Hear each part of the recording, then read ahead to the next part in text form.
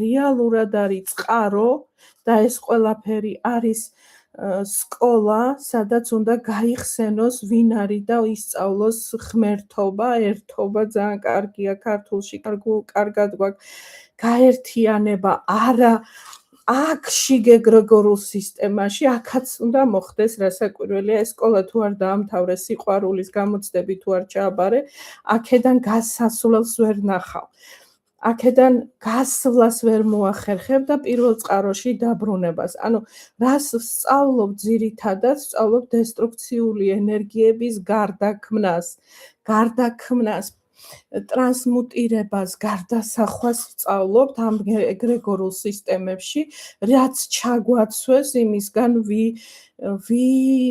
ძარცვებით, განძარცვა ხდება, გამოფხიზლება ხდება და როცა შენ აი აქ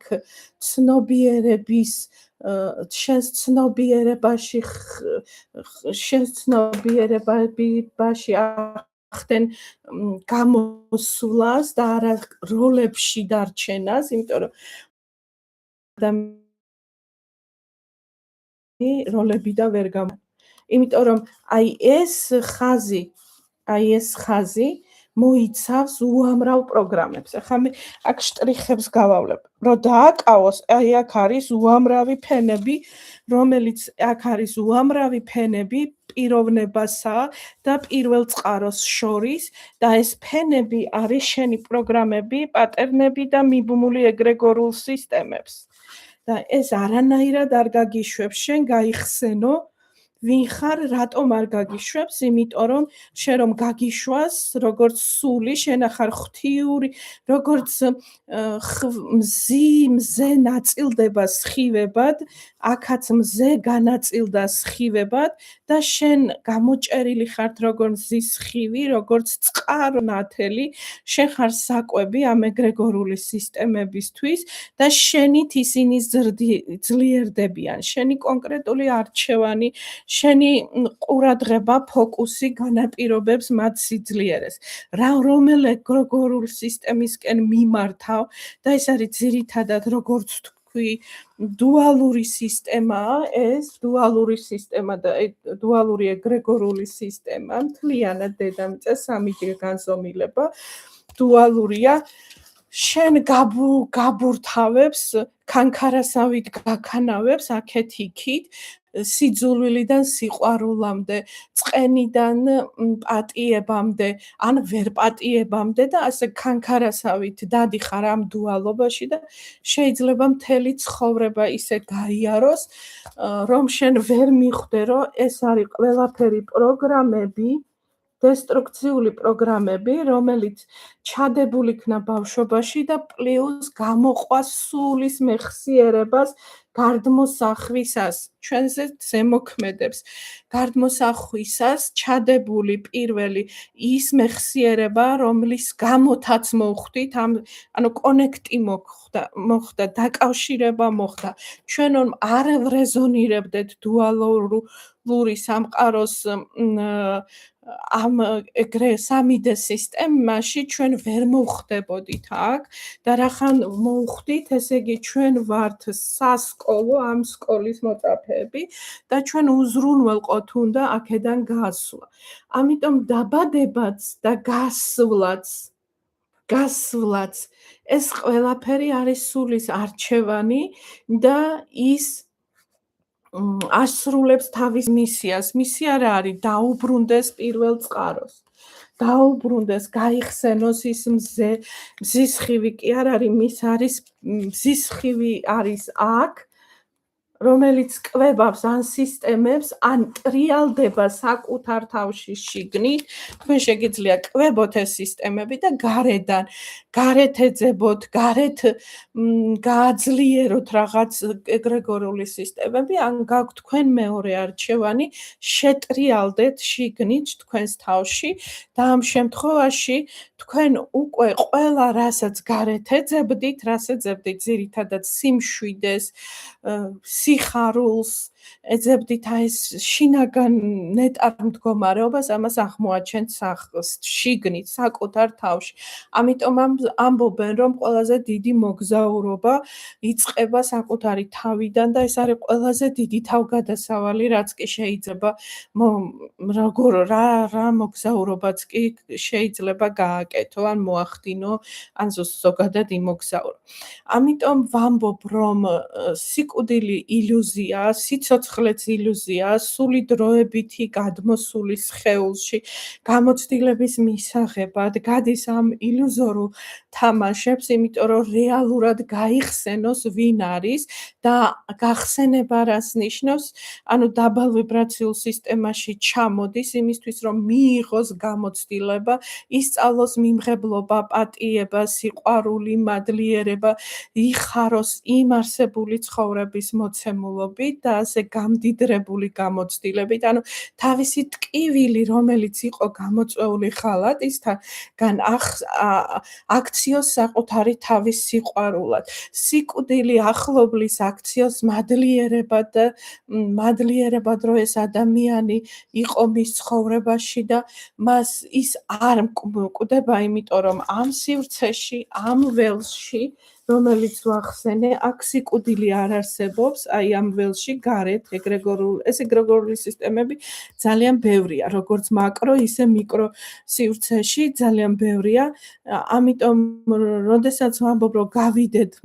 მზეზე, ანუ მთლიანად პირველ წყაროს დაუბრუნდეთ, ეს ნიშნავს საკუთარ თავზე მუშაობას და არა შიგნით ეგრეგორულ სისტემაში ჩასვლას, არამედ პირიქით შიგნით შეტრიალებას თავში და აქედან უკან გამობრუნებას, ანუ გამოფხიზლებას და რეალურად შენი ტკივილი ეს არის პროგრამები, რომელიც დაგასწავლეს. კიდე დამის შესაგერ ჯოჯოხეთზე. ვინ გითხრა, რომ არსებობს ჯოჯოხეთი? ვინ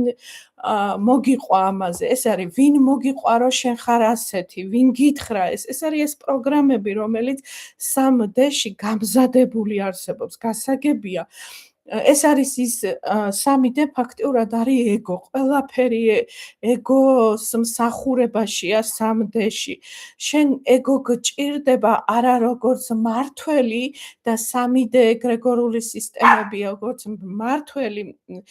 შენი ცხოვრების, არამედ შენ თავად უნდა გახდე ამ ეგოს საშუალებით 3D სისტემიდან გამოსulis ასე ვთქვათ, მხედარი და ეგო სწორედ ამაში დაგეხმარება, სწორედ ამ სისტემებიდან გამოფხიზლებაში შიგნით შეტრიალება და საკუთარი სულის მარადიულობის აღქმა დაგეხმარება,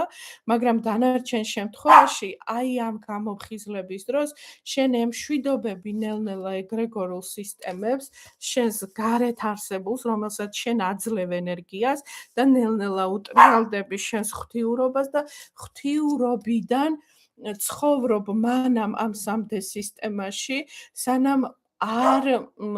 ცხოვრობ ღვთიურობიდან ყველა სიკეთით, რაც ამ ღვთიურობას ახლავს, ეს არის შემოქმედებითი ენერგია და ამ შემოქმედებითი ენერგიის წყალობით შენ იწყებ 8 წელს ამ განზომილებაში, არა ფიზიკური რეალობის და ეგრეგორული სისტემების სასარგებლოდ, მაგალითად რაღაცა კონფლიქტს კი არ ყვებავ, შენ გამოღდიხარ ამ კონფლიქტით, სწავლობ ამ კონფლიქტის შედეგად მიმღებლობას, იღებ სიტუაციას ისეც როგორიც არის, სწავლობ საზღვრების დაცვას, სწავლობ რომ ეს არის პროგრამა, რომელსაც შენ უჭერი ხარ და ითხოვ შენს ყურადღებას, ემიჯნები როგორც დამკვირვებელი, შენი ფსიქიკა, ეს შეკრება, აკრების წერტილი არის თუნდაც არას თვითონ სისტემაში, ეგრეგორულ სხვადასხვა სისტემაში, არამედ გარეთ და როცა გარეთ ხარ, გარეთ როგორც დამკვირვებელი აკვირდები შენს აზრებს, შენს ემოციებს, შენს დამოკიდებულებებს, შენს რეაქციებს, შენ ხვდები, რომ ეს არის ყველაფერი დასწავლილი. ეს არის ყველაფერი დასწავლილი და ეს დასწავლილი გმართავს, იმიტომ რომ როგორც თქვი ეგრეგორულ სისტემაში, როგორც სული იბადება, მას უკვე გამზადებული პროგრამები ხვდება. რა დაკვირვები ხართ ალბათ, მაგალითად, სადღაც აფრიკაში ან მალააზიაში ტომი, რომელიც ყურზე ამხელა იმას იხვრიტავს და სხეულზე საოცარ რაღაცებს აკეთებენ, თვლიან სილამაზის უმაღლეს გამოხატულებად და სიტყვაზე სხვა ფერის ადამიანი აფრიკაში მიაჩნიათ რაღაც ნაკლულად და ულამაზოდ, როგორც ხდება იგივე. ანუ რა გარემოშიც, რა ცნობიერების მდგომარეობაშიც იზრდება სული, რომელიც ჩამოვიდა დედამიწაზე, ის ცნობიერება შეისრუტა, დაასწავლეს, ეგოს ჩარჩოებში ჩაისვა და მერე ეს ჩარჩოები იწყებს მის მართვას, იმიტომ რომ ის უკვე არაცნობიერებს, კი არაცნობიერებს ვინ არის, არამედ ავტომატურად, ინერციით, მექანიკურად მიყვება ამ დასწავლილ პროგრამებს. და სულის დანიშნულებას ძირითადად წარმოადგენს სწორედ ამ მექანიკური დასწავლილი პროგრამებიდან გამოსვლა, საკუთარ თავში შეტრიალება და გამოღვიძება და ეს არ ხდება ნებაყოფილობით. ეს ხდება, როცა მაგალითად სიკვდილი მოგიკაკუნებს კარებს, ავადმყოფობა, ან რაღაცა პრობლემა, ან დაკარგავ რაღაც ძვირფას სახლს, ნივთს, ან რაღაცაზე მზედამთვარე ამოგდიოდა და სწორედ ამას წაგართმევს ეს სისტემა, იმიტომ რომ რატო ხდება სიკვდილი თქვენი ახლობლის ასე მტკივნეული, იმიტომ რომ დაგინგრიოთ, უფრო დანგრევაზე, უფრო ცუდი ისეთი სიტყვა, განძარცვა მოხდეს თქვენი ილუზიებიდან, რომელიც თქვენ ჩაგედოთ, ჩაპროგრამდით და ეხლა მექანიკურად ემსახურებით, რასაც განადიდებთ, რაზეც დამოკიდებული გახდებით, რაზეც იტყვით ამის გარეშე ჩემს სიცოცხლეს აზრი არ აქვს, სწორედ აი იმ წერტილში დაგარტყამთ ეს, სწორედ ამ წერტილის მსხურებას დაიწყებს ღვთიური ილუზორული ესეც თლიანი ველია, ღვთიური ველია, მთლიან თავზე ეგრეგორული სისტემები. უბრალოდ როგორც პირველი კლასს აქვს თავისი პროგრამა, მეორე კლასს აქვს თავისი პროგრამა, მე-10 კლასს აქვს თავისი სასწავლო პროგრამა, ყველა ამ ეგრეგორულ სისტემებს აქვს თავისი პროგრამა. ეს პროგრამა ყველა მონაწილესთვის ერთი და იგივეა, უბრალოდ ერთი კარგად ითვისებს და სწავლობს ამას, მეორესთვის ეს რთული სასწავლი. ასე უმრავლესობა ადამიანები, ჩარჩენილები ვიყავით ამ ეგრეგორულ სისტემაში სამბაში, იმიტომ გამცხოვრდით აქ და ჩვენ ახლა გვევალება ამ გაკვეთილების სწორად რა ყველას თავისი გზა აქვს, მაინც ვერაფერს აიძულებ და ყველა თავისი სულის ევოლუციის შესაბამისად ვითარდება. უბრალოდ ჩემი გამოსვლა, ან ჩემი ვიდეო, ან ჩემი პოსტი ემსახურება იმ შინაგანის სიმშვიდის მოპოვებას, რომელსაც თქვენ ეძებთ გარეთ და ეს არ არის გარეთ, ეს არის შიგნით და მხოლოდ შიგნით თუ აღმოაჩენთ, რომ ყველაფერი გარეთა, რაც თქვენ რაშიც ძალიან დარწმუნებული ხართ, რაშიც 1000%-იანი გააქვთ ბმა, ემოციური, მენტალური ესეთი ბმები გაქვთ და იცით, რომ ზუსტად ასეა, ზუსტად ეს დაგენგრევათ, ზუსტად ეს ჩამოგეშლებათ, სანამ არ მოხდება სულიერებაში გამოფხიზლება და ჭეშმარიტ არსთან დაბრუნება. მხოლოდ ჭეშმარიტი არსთან დაბრუნების მერე ღვთიური არსიდან იწყებ უკვე შემოქმედებას იმ დროით, რამდენიც შენთვის განწერილი იყო, თუმცა დაწერილი ბედის წერის შეცვლაც ამ ეპოქაში, სადაც ახლა მერწყულის პერიოდში რო ვართ, შესაძლებელია, იმიტომ რომ თუ მთლიანად ვერ ამოწურებ, შესაძლებელია, მაგრამ სულიერების გზას აგრძელებ. სინამდვილეში 3D ეს არის ამ დუალობის ქანქარა აქეთ-იქით, რომელიც აქეთ-იქით გაყავხარ აქეთ-იქით და შენ თუ ამას აღიქვამ, რომ რა პრობლემა ხდება, შენ იცი, რომ ეს პრობლემა თუ ზრდისთვის არის და შენი სულიერი ზრდისთვის არის, სიკვდილით შენი სულიერი ზრდისთვის არის, მაშინ ეს სიყვარულია, ნდობა, მიმღებლობა და შენთვის არ დგება საკითხი ხელახალი რეინკარნაციისთვის, შენ თუ მოისურვე აქ მსახურებაში გაგრძელება ცხოვრების. მაგრამ როგორც კი შენ გარეთ იშვერ ხელს, ნებისმიერ შენ პრობლემის არსს უთითებ გარეთ და ფიქრობ, რომ ეს იმის ბრალია და იქ არის რაღაც მოსაგვარებელი, გარეთ რაღაც არის მოსაგვარებელი, ამ შემთხვევაში სანამ სხეული გაუძლებს, თუ არა და მერე მაინც გარეთ თუ რჩება ადამიანი გარეთ მუქარაშხელების ბრძოლის რეჟიმში, თავდაცვის გადარჩენის რეჟიმში, რო ცხოვრება მძიმე რთულია და ასე შემდეგ, ის სანამ სხეული გაუძლებს თუ არა და მერე იწყება ამ სხეულის ასე ვთქვათ დეაქტივიზაცია, სიკვდილისკენ წაყვანა, რომ სული რო ხდება, რომ ვერ ხდება მისი სულიერი გაკვეთილების ამ სხეულში მიღება, ნელ-ნელა აკეთებს დეაქტივიზაციას, რომ ახალი სხეულის მისაღებად მოემზადოს. ახლა კითხვები ჯოჯოხეთის გარდა აქ არ მინახია. ჯოჯოხეთზე ვთქვი, ეს არის ის ხაფანგი, რომლითაც გვაშინებენ სინამდვილეში ეს ველი როგორც კი გადიხარ აქედან, ხდება ღვთიურ მოცემულობაში ხვდები და როდის არის ჯოჯოხეთი? ჯოჯოხეთი აქვე გაქვს, თუ შენ ამ ცხოვრებაში ხარ დადანაშაულებაში, ხარ დესტრუქციულ სისტემაში, გაუპატიებლობაში, მიუღებლობაში, გაქვს შენი კონცეფციები და შენ საზღვრებს ასეთ იცავ და ამისთვის იბრძვი და ასე შემდეგ, აი ამ შემთხვევაში ნახეთ შენ აქ გაქვს ჯოჯოხეთი. ეს საინტერესო საკითხია, როდის ხვდები ჯოჯოხეთში? აი იმ შემთხვევაში ხვდები, როდესაც შენი სული ვერ ახერხებს სინათლეში გასვლას. ხო ვთქვი, რომ სინათლე არის სადღაც აი ეგეთ გარეთ, სინათლე ღვთიურობაში გასვლას, თორე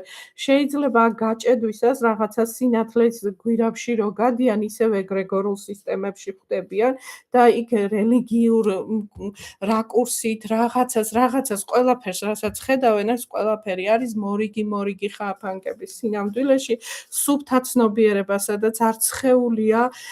უბრალოდ არის მდგომარეობა უპირობო სიყვარულის, არ ვიცი ვინმეს თუ გგონიათ ასეთი კლინიკური სიკვდილი ან სხეულიდან გასვლის მდგომარეობა ვინმეს თუ გგონიათ, თქვენ აუცილებლად შეიგრძნობდით აი მდგომარეობას, როცა თითქოს აი პულტს გადართავ და რაღაცა აღარ ხარ და მომენტალურად მოდის ტკივილი საერთოდ ქრება და მოდის სიტყვები მინდა მოვძებნო უსასრულო, უკიდეგანო, ყოვლის მომცველი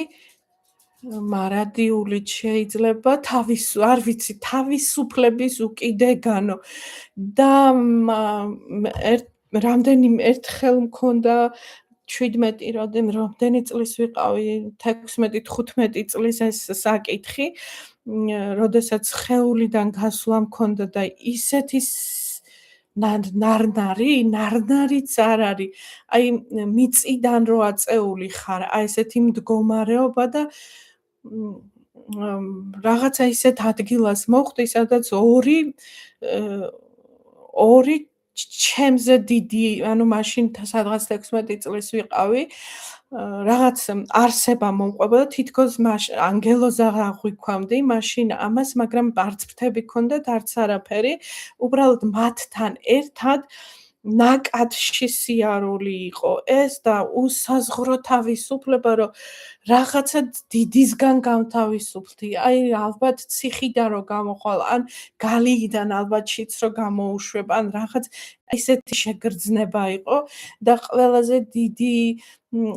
სისულელე მეთქი ვამბობ იყო, როცა დამაბრუნეს უკან ჩემი ძმა მაფხიზლებდა, ესე გული წამსვლია, მაგრამ მე იქ ისე კარგად ვიყავი, რომ არ მინდა უკან მეთქი მთელი ძალებით ყვიროდი და თითზეც კი ვუკბინე, არ ვიცი მთელი ცხოვრება ეტყობოდა ალბათ ის თითზე ნაკბენი, რომ უკან არ მინდა, ნუ მაბრუნებ და ვჩხუბობდი, როცა დავინახე, რომ მთელი სამეზობლო თავზე მადგას, მე მეგონა აქ თურმე ყველა შეკრებილა და მე ვიყავი აბსოლუტურად ნეტარ მდგომარეობაში. ეს არ ვიცი, ეს არის აღუწერელი მდგომარეობა, შინაგანის საოცარი თავისუფლება, სინარნარე და აი ეს დაბრუნების მომენტი იყო ძალიან არასასიამოვნო, რომ ისევ უკან დავბრუნდი. ანალოგიურად მქონდა, მაგრამ უკვე დესტრუქციულ სისტემებში მქონდა გასვლა, როცა სანამ სულის ევოლუციის გზას დავადგებოდი, სწორედ სხეულიდან გასვლა მხოლოდ იქ უკვე ჩემი ცხოვრების მძიმე ცხოვრებიდან, ჩემი აზრებიდან და მოკლედ დაბინძურებული ცნობიერებიდან გამომდინარე, რაღაც ასტრალში მოხვდი, სადაც ეს ბნელი არსებები დადიოდნენ და იქ არ მქონდა სიმსუბუქე, იქ მქონდა პირიქით სიმძიმე, არავის არაფერი დაუშავებია, უბრალოდ მე გამოვითხოვე თავი რაღაც მისიისთვის და ისევ სხეულში აღმოჩნდი მაშინ. აი ეს ორი შემთხვევა კიდევ მქონდა სხვადასხვა დროს და გაცნობიერებულ სიზმ ეს როცა სამდეში ვიყავი ღრმად ჩაბმული და საერთოდ არ ვიცოდი რა არის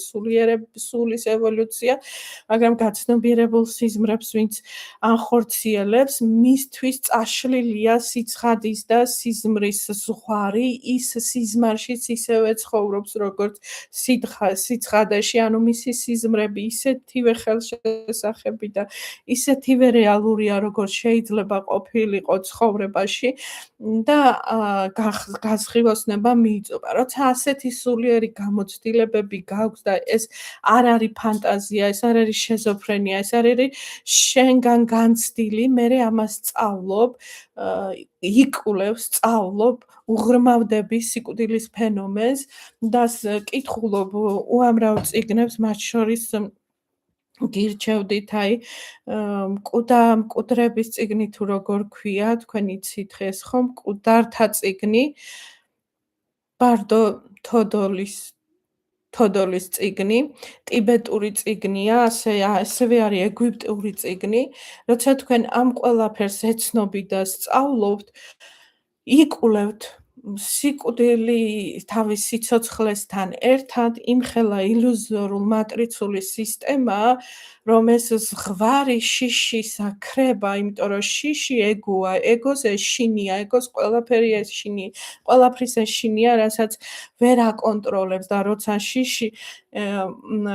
როცა ეგოსგან იწყებ განთავისუფლებას და შენ კი არ იგონებ ლოგიკურად მიყვები, აი ბუნებაში რო ხარ და ხიდან შემოდგომაზე ფოთოლცვენას უყურებ, ცხოვრებაც ასეთივეა, ანუ ეს ხე თვითონ ხო არ ხმება მომავალ წელს შემოდგომას ზამთარ და გაზაფხულზე ისე ვიყვავილებს. ასევეა ადამიანის სული ზოგადად, აი ეს ღვთიური მოცემულობა კი არ კვდება, უბრალოდ აი ეს მოცემულობა თავისი დრო მოვიდა და ჩამოწყდა ხეს. აი ეს მდგომარეობა უბრალოდ აღასრულა ან ვერ აღასრულა როგორც არის, ჩამოწყდა და ხელახალი აყვავებისთვის ემზადება, მაგრამ ხელახალი აყვავებისთვის ის მთელი სულიერი იერარქია, სადაც მომზადება ხდება ახლიდან შესვლაში დედამიწაზე, თუ შენ აქ არ გახვედი სინათლით, შენ ისევ ბრუნდები სწორედ იმ ცნობიერ მდგომარეობაში, ხვდებით, როგორითაც გახვედი. მაგალითად, შენ თუ გახვედი როგორც მოძალადე, ქმარი, რომელიც ძალადობს თავის ცოლზე და მოძალადე ქმარი იღუპება, ის ვერ გადის სინათლეში, ნახეთ, ის ვერ გადის ღვთიურ მოცემულობაში, ის იჭედება რომელიღაც აქ სისტემაში, მას თავისი სულიერი წინამძღოლები ეყოლება. სხეული ეს არის ინსტრუმენტი, რომ შენი შეგრძნებებით, შენი მენტალურად გახდე უკეთესი, ვიდრე სულის გადმოსახვეს გადმოყვა პროგრამებად აქ. აი რაც ჩაწერილი იყო იმის მაღალი ცნობიერებით გახვიდე, მაგრამ ჩვენ გვძინავს, ჩვენ დაგვავიწყეს ეს, დავიწყებაც უძლიერესი ფენომენია, იმიტომ რომ ჩვენ რო არ დაგვიწყებოდა ეს და ჩვენ რო ვიცოდეთ, რამდენი რამე ჩაგვიდენია და არც გვაინტერესებს ეს რომ ვიცოდეთ, შეიძლება ჭკუიდან გადავიდეთ. ამიტომ ეს რეგრესი კი არ გვაინტერესებს, ჩვენ გვაინტერესებს პროგრესი, საკუთარ თავში შეტრიალება და გვატრიალებს ის პრობლემები, რომელიც ცხოვრების გზაზე გვიჩნდება, გვატრიალებს იმისთვის, რომ სულის ევოლუციის გზით ჩვენ დავინახოთ, სად გვაქვს სამუშაო, საპატიებელი სად გვაქვს იქ გაუშვათ, იმიტომ რომ თუ ადამიანი, თუ ქალი, თუ ქმარი, ცოლ-ქმარზე მაქვს ახლა საუბარი, მოძალადე გავიდა ამ ქვეყნიდან, ის ისევ უბრუნდება იგივე სისტემას, იგივე ალგორითმს, რითიც იცხოვრა, რთული სცენარით, რომ თავად განიცადოს ახლა ძალადობა იმისათვის, რომ გახდეს მიმტევებელი და ისწავლოს სიყვარული და ასე შემდეგ. ამიტომ უნდა ეს მსხვერპლი ტირანის თამაში, აი აქ დუალობაში, ეს არის ყველაზე საყვარელი თამაში ადამიანების და ყველაზე ესეთი ძლიერი თამაში, ასევე ბრძოლის და თავდაცვის, იგივე მსხვერპლი ტირანის პროგრამებია ეს მსხვერპლი რო ხარ, აუცილებლად ვიღაც უნდა გყავდეს მტერი ტირანი, შენ სულ ბრძოლაში ხარ, ის სულ გებრძვის და რაც მთავარია, თუ ამ ცხოვრებაში როლები შეიცვალა, ისე მოხდა და როლები შეიცვალა, ეს არის სიტუაციები, მაგალითად შენ მოგეცა ძალაუფლება, ამავ ქვეყნიური, ამ ფინანსური კეთილდღეობა და რაღაცა, ხო, მსხვერპლს თუ მიიცე, უკვე მსხვერპლი ხდება მოძალადე და ისეთ მეორდება, ანუ როგორც სანსარა, როგორც ჩაკეტილი წრე, ჩაკეტილი სცენარი მეორდება ისეთი მდგომარეობა და არადა უნდა მოხდეს გაწყვეტა ამ სცენარის, მიმღებლობა სიყვარულში გადაყვანა და ტრანსფორმირება, ეს არ ნიშნავს, რომ მსხვერპლთან დარჩეთ, ეს არ ნიშნავს, რომ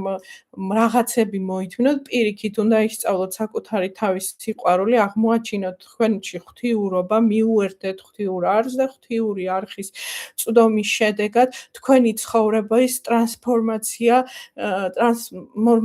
მოახდინოთ. ეს უნდა ისწავლოთ, ენერგიებთან მუშაობა უნდა ისწავლოთ, თქვენს გარშემო ენერგია უნდა გახდეს პლასტენილივით მოქნილი. აი ესეთი და ეს ისწავლება ჯერ ერთი ეს რომც არ ისწავლებოდეს, თქვენში არის ეს ყველა ცოდნა, თქვენში, თითოეულ თქვენთაგანში. მე ხო ვთქვი, რომ თქვენ ყველანი ღვთიური მოცემულობა ხართ, ჩვენ ყველანი და თქვენ როგორც ღვთიურ მოცემულობას, აი აქ სხივები რაც არის გარეთ, აი იმ ღვთიურ მოცემულობას თქვენში არის ყველა ღვთიური სწავლა, ყველა კოდი, ყველა ტრანსფორმაციის ალგორითმი, ყველაფერი არის თქვენში, მაგრამ ეს რომ გაიაზროთ თქვენ უამრავი შინაგანი ტრანსფორმაციები უნდა მოახდინოთ. შეიძლება ეს ჯერ დაიწყოთ გარეთ სწავლების მოძიებით, მერე რო ისწავლით შიგნით შეტრიალებას და საკუთარ ენერგიულ ცენტრებთან მუშაობას და გასუფთავება, რამდენად მნიშვნელოვანია ცხოვრების გზაზე აპატიო, შეუნდო, მადლიერი იყო გაკვეთილისთვის და გაშვების ხელოვნება, თუნდაც ადამიანი როცა გარდაიცვალება და გაშვების ხელოვნება, ეს არის უდიდესი ღვთიურობა, რომ შენ მადლობას უხდი იმ ადამიანს, რომ შენ მის გვერდით ცხოვრება, შენი გაგილამაზავთ, ყველა წუთი იყო